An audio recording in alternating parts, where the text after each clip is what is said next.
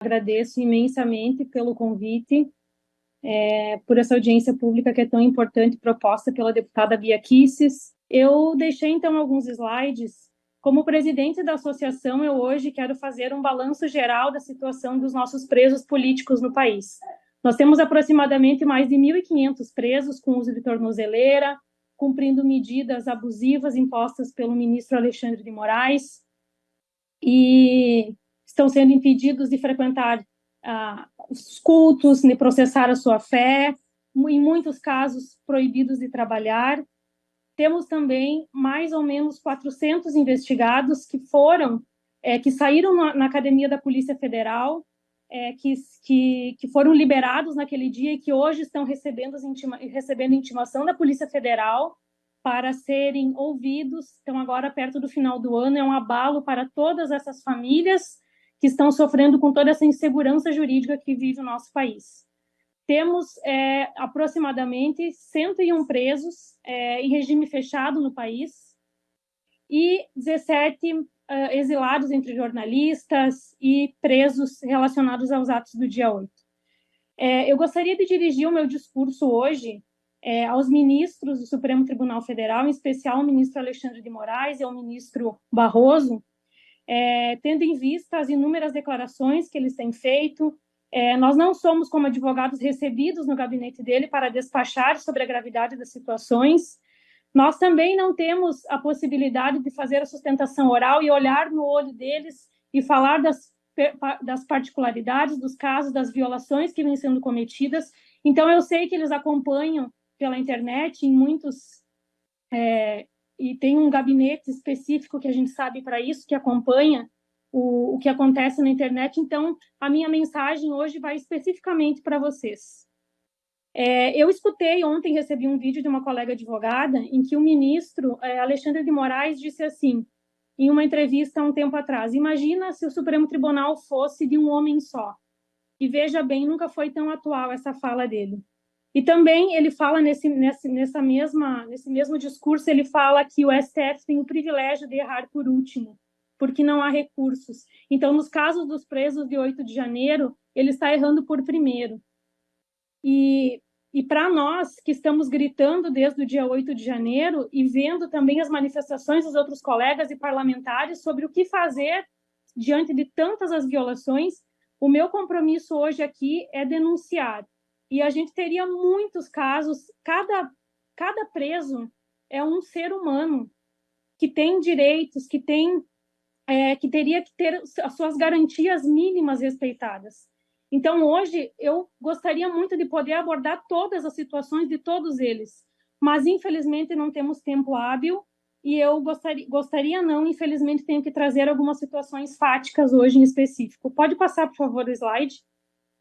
Nós temos, então, no batalhão da Polícia Militar da Papuda, 10 policiais presos, coronéis, tenentes, comandantes. Um deles é o comandante Naine, que a sua esposa Mariana também está aí, que está em estado grave de saúde, como já mencionado. Tantos outros presos ilegalmente, e eu quero colocar os nomes aqui para que fique registrado na história os nomes das pessoas que estão sofrendo violações do Estado Democrático de Direito. Pode passar, por favor. Temos 23 presos na Papuda com parecer favorável à soltura, nas mesmas condições em que o Clériston estava. Muitos deles com comorbidades, os nomes estão todos aí. E são 23 pessoas que deveriam estar respondendo em liberdade, porque a Procuradoria-Geral da República é a titular da ação penal e o juiz não pode manter de ofício essas prisões, como ele fez em 2 casos de presos com parecer favorável, não preenchem requisitos mínimos para estarem presos. Por gentileza, pode passar o segundo.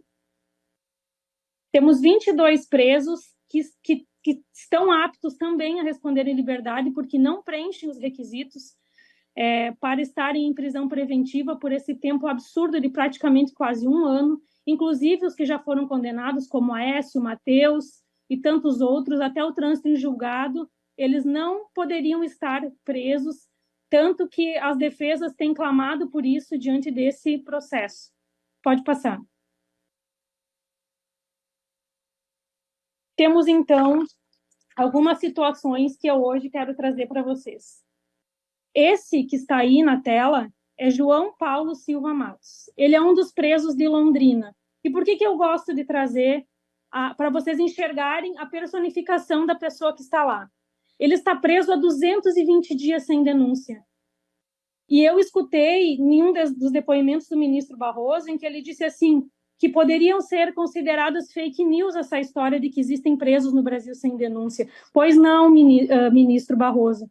Está aí para provar que existem presos no Brasil sem denúncia por 220 dias, os quais pai, provedor da família, a sua filha de 5 anos, que sempre foi uma criança alegre, comunicativa e carinhosa, hoje está com abalo psicológico e temos laudos que a defesa, os advogados, Dr. Rodrigo Antunes e Lucas Pentegil, já protocolaram, já peticionaram por diversas vezes, né, a instrução criminal, o inquérito ele já foi finalizado no dia 29 de agosto, foi consignado a inexistência de demais diligências a serem produzidas e ele continua preso sem denúncia e quem mais sofre também são os seus filhos, que estão doentes. A menininha, a Isabela, de 5 anos, ela tem um laudo psicológico e consta um CID nesse laudo.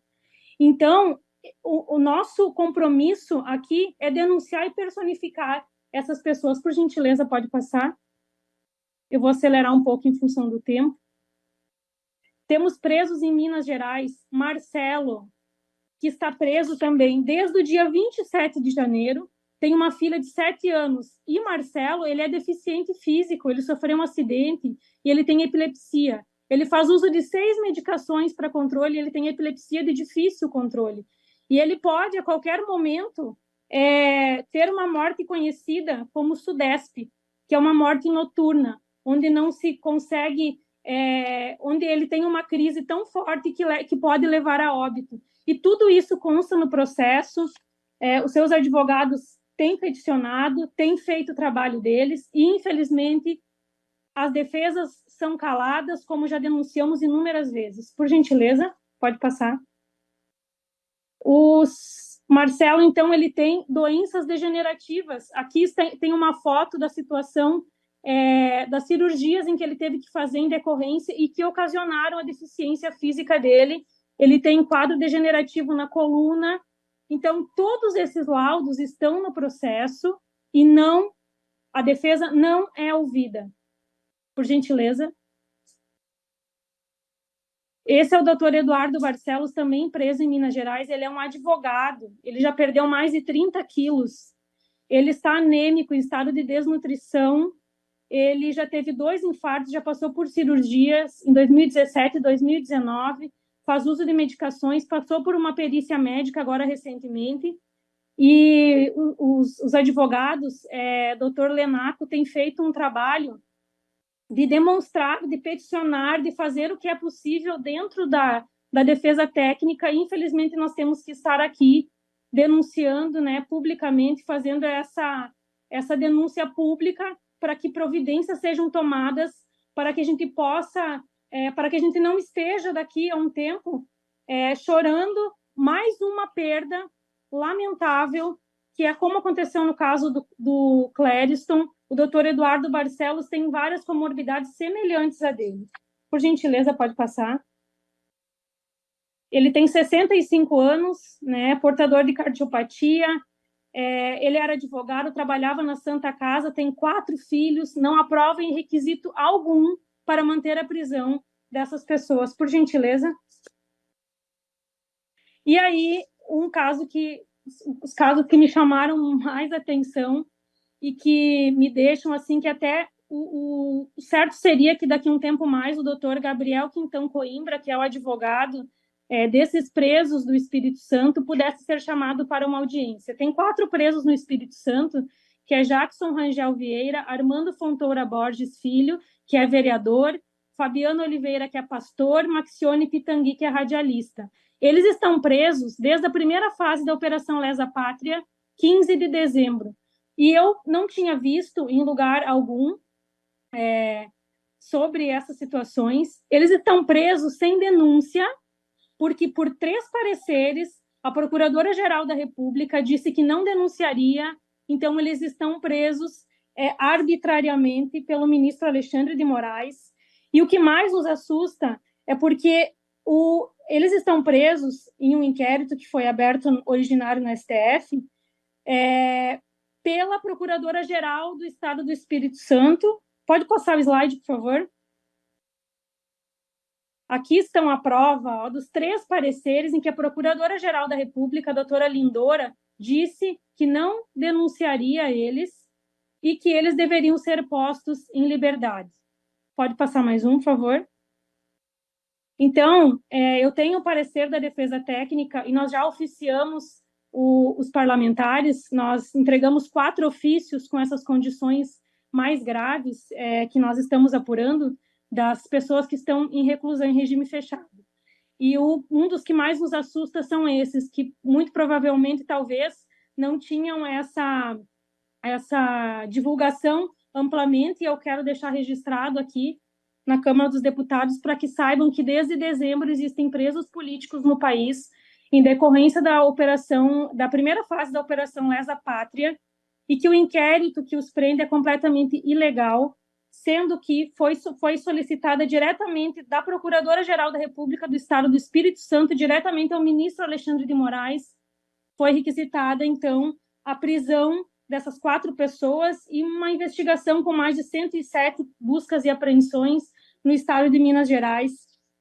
E é muito, muito assustador, até porque a Procuradora-Geral da República, que teria competência, né, para atuar nesses casos, já disse que não denuncia e também protocolou em dezembro um agravo regimental denunciando o prosseguimento desse inquérito, o qual não foi até hoje julgado pelo ministro Alexandre de Moraes. Vai fazer 1 ano agora. A defesa também interpôs agravo regimental, que também não foi julgado pelo ministro, e essas pessoas continuam no cárcere. Pode passar, por favor? Eu sei que eu já extrapolei meu tempo, mas eu preciso falar. Esse é o Maxione Pitangui de Abreu.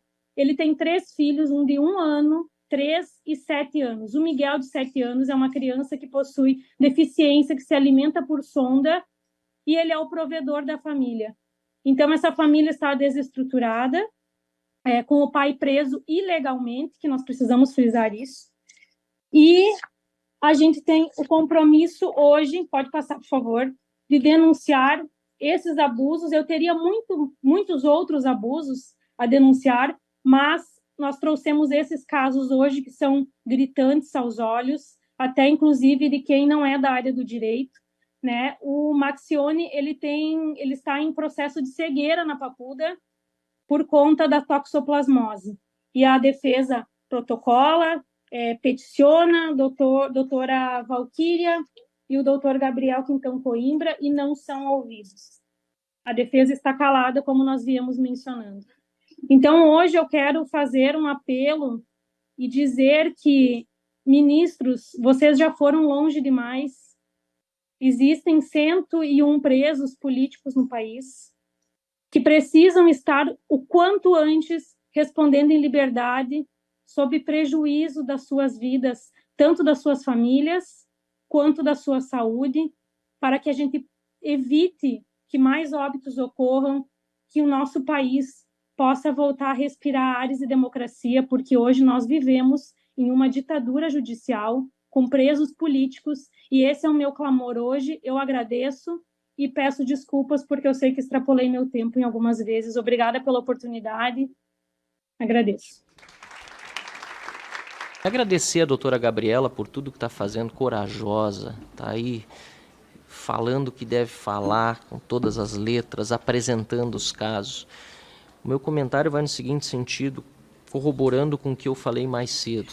Você vê que essas pessoas que ela apresentou são, para Flávio Dino, piores que traficantes de drogas, que assaltantes de bancos. Foi isso que ele falou na manifestação sobre os bolsonaristas, que seriam tão perigosos. Esse é o nível a que nós chegamos no Brasil, senador Magno Malta.